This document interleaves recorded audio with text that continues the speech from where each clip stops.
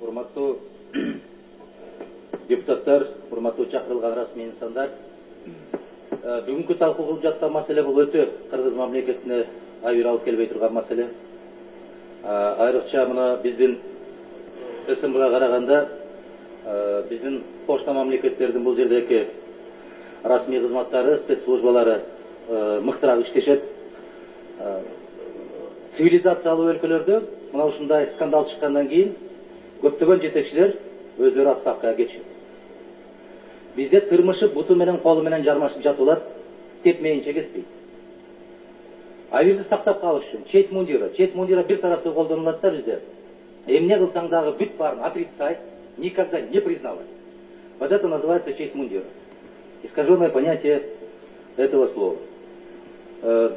Биз нечен жолу СМБга айтып келгенбиз. Силердин кызматкерлериңер салпактап биздин артыбыздан жанагы акчаң кетип барткан болсо, тилин салоңдатып алып биттер артынан ээрчип алчу элек. Мына ошондой болуп ээрчип жүрөт. Фамилияларынан бери Азимбек Анаркулович бир 15 шакты машинанын номерлеринен бери, Исмаил Исакович машинанын номерлеринен бери бергенбиз. Андан кийин да жыйынтык чыгарбадым. Мен жеке сизге келип айткам. Жанагы чуркап жүргөндөрдүн бензинин аяңызчы. Мен өзüm жазып берейинчи, жана Доромбек Садырбаевич айткандай кылып эле. Качественно оперативный жазылат. Мен чөнтөгүмө салып жүрөйүн кайсы жерде сүйлөгөндө деп. Жок. Эч кандай жыйынтык чыгарбайт. Ушул трибунадан чыгып айткансыз, биздеги депутаттардын айырына өтө катуу шек келтирген. Булар шайлоонун алдындагы пиарды эрте баштап алды дегенде кылган. Сизде авир барбы же жокпу деген маселени мен сизге койгум келет. Же мына жердеги өтө мыкты адистердин баарын жокко чыгарасыз ушул жерде. Ал эски аппаратура, мына жерде жазылып туруп атат. Атайын сиздин көрсөтмөңүз боюнча мүмкүн болушунча колдонуудан чыгып калган аппаратураларды койсок, эгер кокустан байкалып калган болсо, таңганга жакшы болот дегенде. Бул жагынан сизге тан бериш керек. Жакшы логически ойлонгонсуз, бирок аягына чыкпай калгансыз.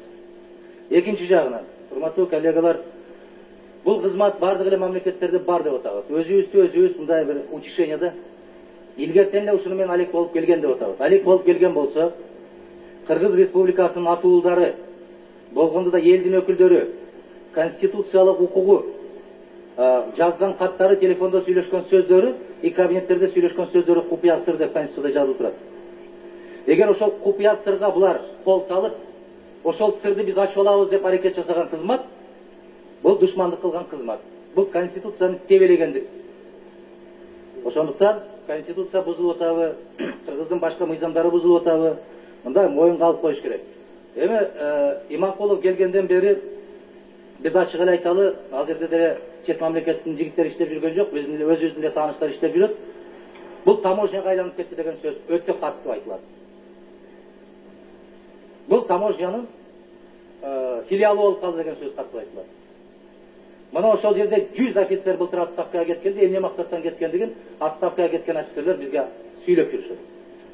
Бул жерде сизге чейин иштеп кеткен ошол системанын полковниктери Алишер Абдулович менен Куат Калбековичтин тапкан материалдарын бүгүнкү келген балдар туура эмес деп чыккандыгы бул кечеки өткөн күнүнө түкүргөндүк деп эсептелет. Мына нерселердин бар экендигин бул комиссия иштебесе деле биз билгенбиз. Калп айтып коюш. Олордун баары бар экендигин биз билгенбиз. Мен сизге айтып коеюн, даже Оштон, аэропорттон мени кайсыл жигит тосуп алат. 3 күнгө, 4 күнгө барганда ага канча-мынча пиво ичкенге канча акча бөлүнөт алардан бери белгилүү. Бир канча литр бензинине чейин төлөп бергениңер белгилүү. Акырында телефон чалып, тезирээк кеткени жакшы болду, мен пивого берген акчам бүттү эле деп доклад жазгандан чейин белгилүү. Алар деле Кыргыздын жүрөгү күйгөн атуулдардан ошондуктан берип атат. Мен сиздерди түшүнөм. Бүгүн мамлекеттин кызыкчылыгы үчүн эмес, бир үй бүлөнүн кызыкчылыгы үчүн иштеп атканыңарды түшүнөм. Баштагы КГБ менен азыркы СМБны салыштырбаңыздар, урматтуу коллегалар, урматтуу депутаттар. Себеп КГБ это работало в интересах государства. Интересах государства. А сейчас СМБ работает в интересах бизнеса одной кучки. И занимается устранением тех людей, которые рано или поздно будут выступать и высказывать свою позицию, свое мнение. Эми алып саласыңар.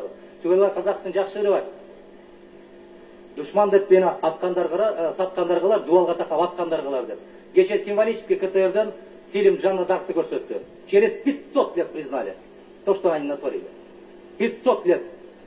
А сіздерге буквально 1,5 года остается. Мен ошон үчүн Тоқон Болотбековичке айтканмын. Мемуар жазганыңарда уяласыздар. Мемуар жазасыздар кейин. Биз ушинтип жүрдүк эле. Моминтип баштадык эле. Ноемир Ширкевич жазып жол экен. Бизге ошол сиз команда берген күнү эле маалымат келген. Через сложные оперативные какие-то заранее оснащенные видеокамерой привлечь завлечь туда Текебаева и Мадумарова в сауну, а потом через государственные, через правительственные средства массовой информации мочить их полностью и подмочить их репутацию. Алгай Тулович, вы после этого, наверное, получили очередную звездочку.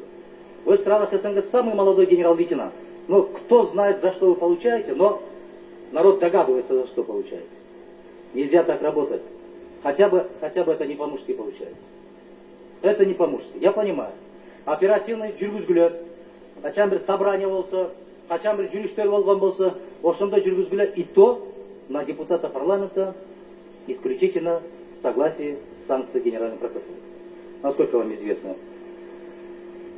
Мен Айвирдин кеткендиги деп айтып аткандыгым, урматтуу коллегалар, биз СМБны эле каралайлы деген маселе эмес, бул мамлекеттен Айвир кетти. Бул бийликтен Айвирдин кеткендиги. Дооронбек Садырбаевич абдан рельефно айтып өттү. Пока салпактап биздин артыбыздан жүргөнүңөрдө сырттан келгендер өзүнүн каалаганын жасап атат. Кытайдын не деген атылуудары келип туруп, не деген жерлерди алып атат. Башка мамлекеттерден келип, не деген кызматтарды кылып атат. Силердин сотрудниктериңерден, МВДдан мен баарын айта албайм, бирок көпчүлүк ушундай болуп калды, это бизнеске айландырып алдыңар. Не деген кылмышкерлердин бүт баары кыргызским паспортом в Казахстане, в Российской Федерации задерживаются. А силер Мадумаров, Масалиев, Исаков, Садырбаев, Текебаев, Асанов деп жүрө бергиле. Биз элдин душманыбыз. Биз душманбыз. Силер тарыхта 2 киши калат өзүнүн ордунда. Биринчи бир улуу иш жасагандыктан, экинчиси ошол улуу ишке тышкактык кылып арттан чуркап жүргөндөр калат. Мына ушулар менен күрөшкөн, ушулар бут тоскон деп силер да тарыхта каласыңар. Вы обеспечили себе имя в истории кыргызской, новейшей истории кыргызского государства. Мен айтайын дегеним, урматтуу коллегалар, Айвир соту деген болот. Мен түшүнүп турам. Өзбекстандагы, Казакстандагы, Россия, айрыкча могул жердеги чет өлкөлүк элчиликтер мынау скандалдын баарын угушат. А сиз айтып атасыздар, муну сыртка чыгарып жибериптир, и на каждом углу раздавать деп. Здесь, Калыкай Тулович, парламент — это не каждый угол. Если ушул справка түшүп калган болсо депутаттардын колуна, это не тот, который там на улице по улицам ходит. Он является представителем кыргызского государства, в интересах которого вы должны были работать. Сизде мындай бир этика деген болуш керек да. Мои бывшие сослуживцы, нет. Они никак не могут быть вашими бывшими сослуживцами. Они работали в системе КГБ, которая защищала интересы советского государства. А вот нынешние ваши сотрудники, да, в интересах рыночных условиях все продается, все покупается. И мынау материалдарды берип койгондугу, номерлеринен бери, мына ушул материалдарды сиз танасыз азыр. Момдай болгондугу, и по родам, по племенам, делите. Дооронбек Садырбаевич туура айтты, сизге чейине башталган деп, бирок сиз баштакка караганда каттуураак иштей турган менмин деп көпүрөөк жылып чыгып атпайсыз. Аманбек Карыпкуловичтин распоряжениясы биздин колубузга мына Исмаил Сакышбаевга таратып бергенде танбадык беле биз депутаттар. Карыпкулов ушул жерде туруп карганбады беле мындай андай распоряжение жок мен деди. Урууга бөлгүлө, уруунун аксакалы ким экен, баланчыга ким каршы чыгат. Азыр деле жерлерде ошондой жүрүп атат. Алайда болгон жолугушуубузда точно жазып берип атпайбы. Абсамат Масаевичке момундай суроо берилсин дедик, Исаковка момундай суроо берилсин дедик. Анан булар с гордостью докладывают, Исаковка ушундай суроо берип койдук эле, Исаков жооп бере албай койду. Агентурный иштерди биз каттуураак күчөтүшүбүз үчүн сизден 20 000 сурап атса, сиз Жамаловго 20 000 сом бер деп кол коюп берип атпайсызбы? Жана анча барганда пиво чакырып турганга деп акчасын. Ушулардын баарын танган болсоңуз, баракелде. Өсүңүз, өнүңүз, жигиттик намысыңыз абдан колуңузда. Бекем экен, мындан кийин дагы каршылашыңыз. Башта 5-өңчү чуркатып койсоңуз, эми 50-үчүнчү чуркатып коюңуз. Бул күндөр өтөт. Эртең тарыхтын алдында ар кимибиз өзүбүздүн кылган кылмышыбызга жараша жооп беребиз. Рахмат.